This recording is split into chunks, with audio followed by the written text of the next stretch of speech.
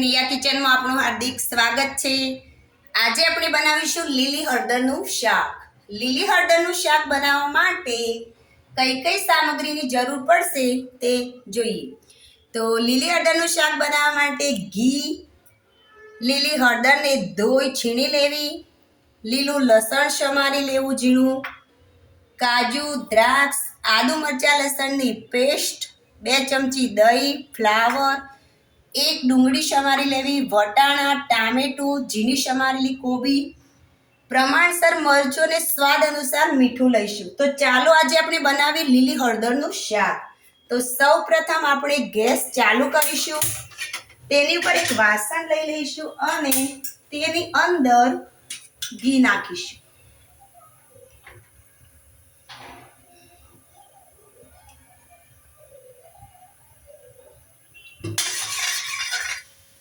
ઘીને ગરમ થવા દઈશું।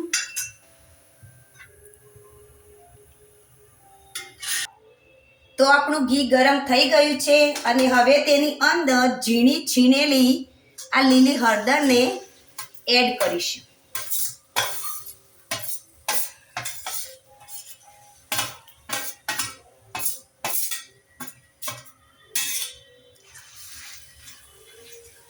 અને હવે ધીરે ધીરે શેકતા જઈશું।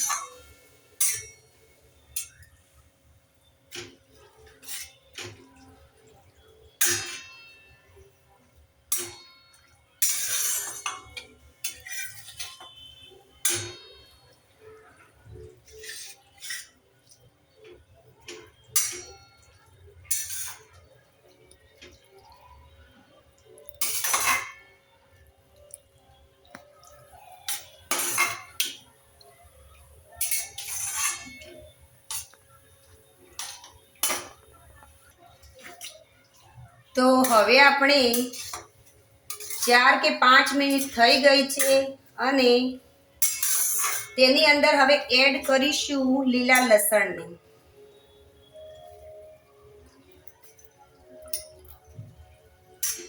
લીલા લસણને 2 મિનિટ સુધી સાતળીશું। લીલી હળદરમાં હંમેશા ઘીનું પ્રમાણ વધારે રાખવું।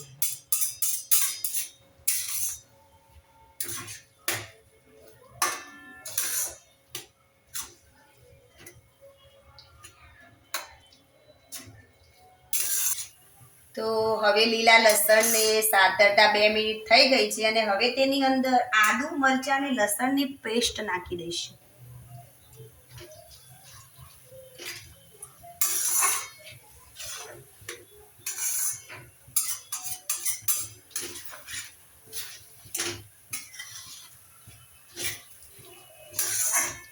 આદુ મરચાં લસણની પેસ્ટ નાખ્યા પછી તેને અંદર 1 ઝીણી સમારેલી ડુંગળી નાખી દઈશું।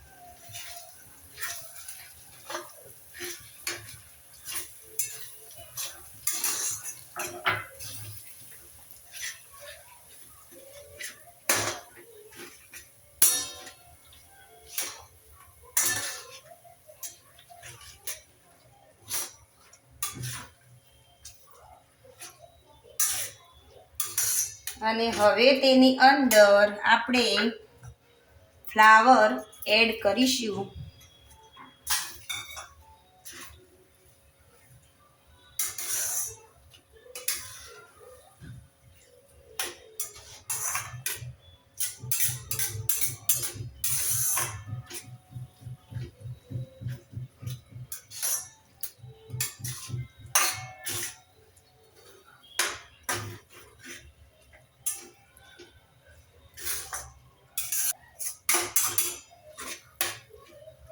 અને હવે તેની અંદર લીલા વટાણા એડ કરી દઈએ।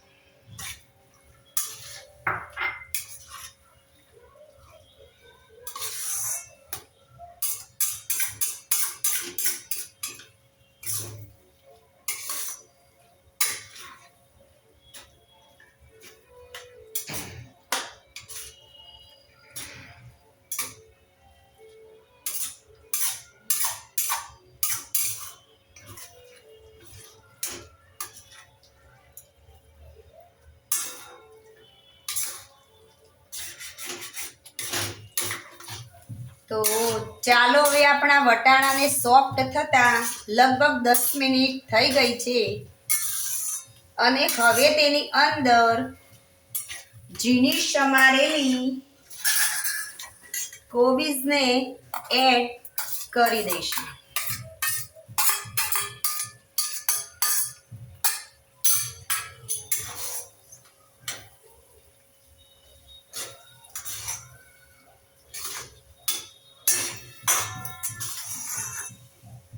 આ શાકને હંમેશા સતત હલાવતા રહેવું, કારણ કે નીચે તળિયે બેસી ન જાય તેનું ખાસ ધ્યાન રાખવું.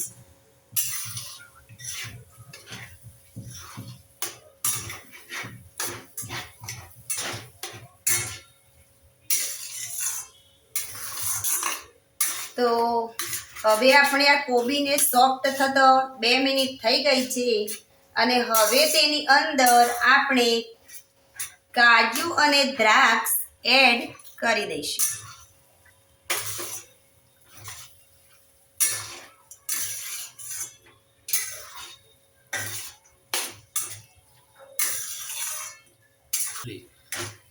તો હવે આપણે આની અંદર એક ઝીણું સમારેલું ટામેટું એડ કરી દઈશું.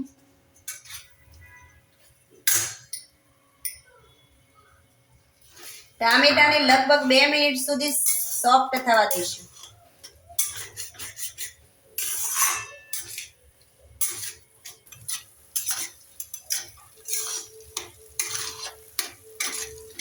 તો હવે 2 મિનિટ થઈ ગઈ છે, આપણું ટામેટું ચડી ગયું છે. હવે તેની અંદર એડ કરી દઈશું દહીં. દહીં એડ કરતા પહેલા ગેસ હંમેશા ધીમો રાખવો કે જેથી આપણું શાક ફાટી ન જાય તેનું ખાસ ધ્યાન રાખવું.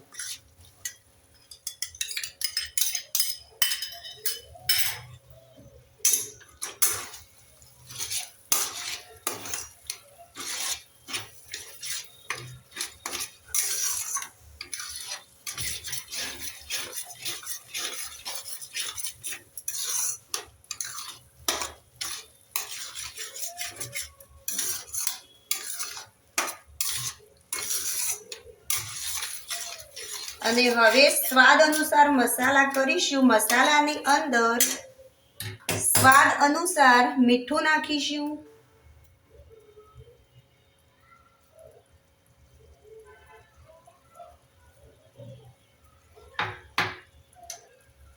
અને પ્રમાણસર મરચું નાખીશું.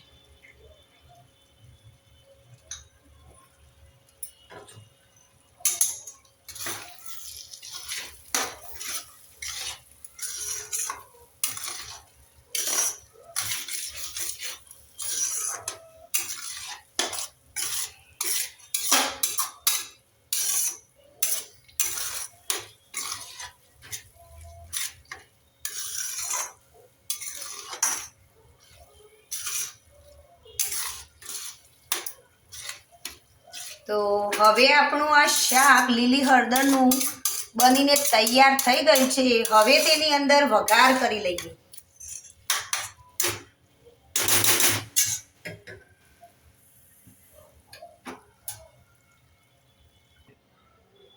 તો વઘારની અંદર ગેસ ચાલુ કર્યું, વઘાર્યું લઈ લીધું અને તેની અંદર થોડું એવું ઘી નાખીશું, કારણ કે આપણા શાકમાં ભરપૂર એવું ઘી છે, તેથી થોડું જ લઈશું. અને ઘી ગરમ થાય પછી તેની અંદર જીરું નાખી દઈશું.